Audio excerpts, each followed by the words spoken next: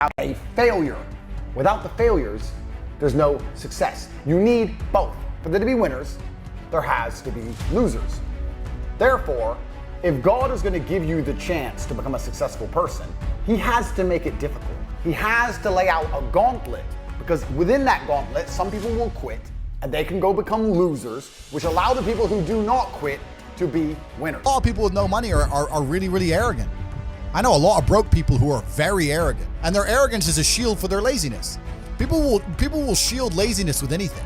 No one wants to admit they're lazy, so they'll shield it with disbelief. Lazy people never get anywhere in life, doesn't matter what it is. Doesn't matter if it's tennis or money. If you're lazy, you're never gonna get it. Quitters are the worst people on the planet. You can give a quitter absolutely everything and they will still fail.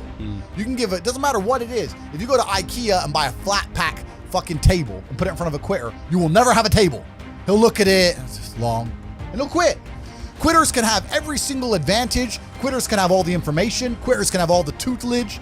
Quitters can have a mentorship. Quitters can have someone who messages them every morning, hey bro, let's get it. And guess what they're gonna do at the end? Quit. They ain't never gonna have shit. Idiots, peons. They will stay brokies and wagies forever. Leave them there, right? You need the people who don't quit. I don't quit. Every single facet of my life is testament to the fact that I don't quit.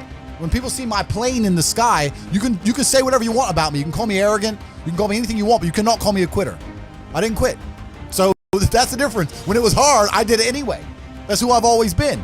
And if you don't have that kind of tenacity, you're never going to be anything. This as well is difficult because the way that humans work and the way that we've evolved as a species is that we don't really learn lessons unless they're learned the hard way. I believe that unless a lesson has taught the hard way, you're not going to learn it. You can have so many near misses and people won't learn their lesson. Bro, you must know a guy who goes out there, nearly crashes his car, nearly crashes his car, nearly crashes his car, doesn't slow his ass down till he wrecks it. Like, this is just how people are, right? So you need that pain for the lesson to sting enough to really genuinely go inside of your mind.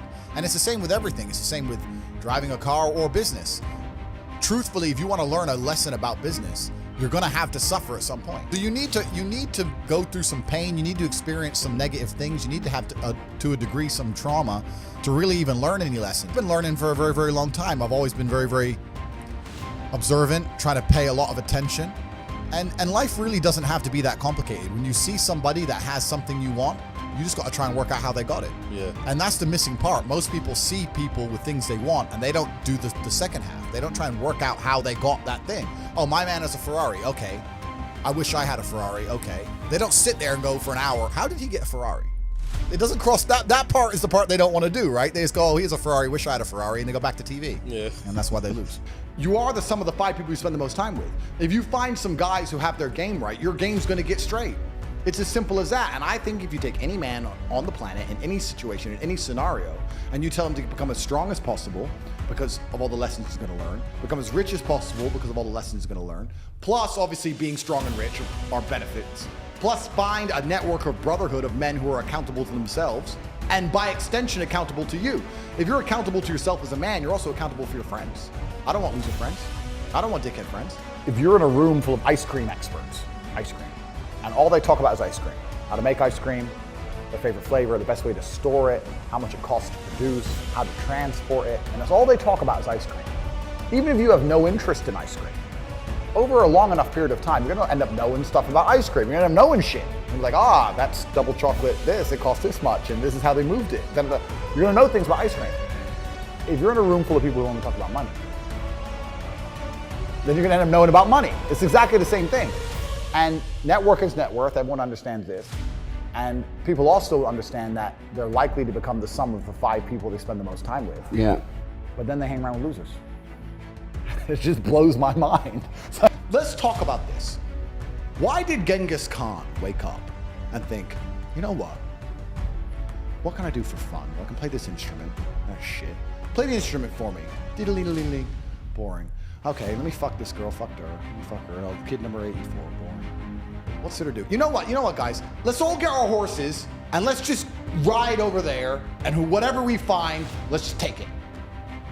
Why? Because it's the instinct to conquer. It's inside of a man. It's been dumbed down by the Matrix. They try and numb you.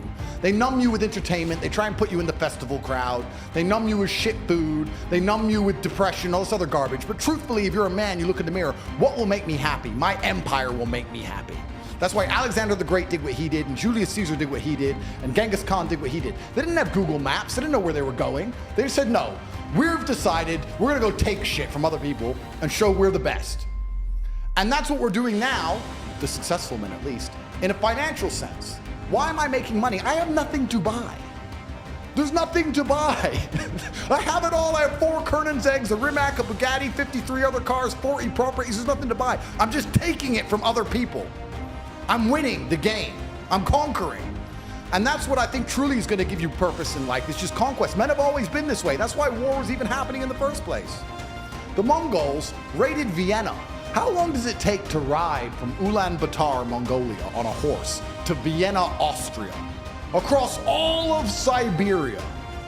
And they were still mad enough and bored enough to go, nah, we need that city over there. That's the masculine essence, and it's been numbed down inside of people. Do you think they were ever considering fun at any point during this conquest? Because I don't think they were. Nothing's fun. The only thing that's fun is masculine achievement and being respected for being monumentally successful and competent and crushing your enemies with your brutal brilliance. Turning up and saying, I'm gonna make more money than all of you, I'm gonna be more famous than all of you, I'm the best, watch me, and winning. That is fun. I think that the entire world was built by this God-given drive to conquer. And to conquer doesn't always mean dominate others. You can conquer the sky by building a skyscraper. You can conquer by building roads. You can conquer by construction, not only by destruction. You conquer by turning up to a new territory and having a beautiful family and creating children. I think that's inside of every single man. I think it's been dumbed down by the Matrix, but I'm uninterested in fun. I don't understand the concept of fun. Fun is for women and children. All the women around me have fun. We're really genuinely upset by what I say are the kind of people who can't truly learn anything and become successful in life. Yeah. I obviously know what I'm talking about to some degree, right? So if Mike Tyson walks in here and tells you he's going to teach you how to box and says you can't fight, you're a pussy, if that upsets you, then you can't learn, right? It's Mike Tyson. Just shut up and listen. Yeah. If someone, Richard and me, comes along and says, Andrew, you don't know shit, you're a dumbass and you're a brokey, I'm going to sit there and go, okay, maybe I'm a brokey, Elon. Tell me something, right? I'll listen. But if you're going to sit there and go, don't call me names and not listen, you're never going to get anywhere, right? You don't become the master unless you're very, very good at being a student. And I've always been very, very good at knowing when to shut up. But I've got to a point in my life now where I don't have to shut up ever. You used the gym analogy. It's a perfect analogy. I've never met anybody who is in fantastic shape, and you say, how'd you get in fantastic shape? And he goes, oops. Dunno, bro. Just, oops. No, absolutely not. I went to the gym every day. I ate this particular way. I had a meal plan. I dieted.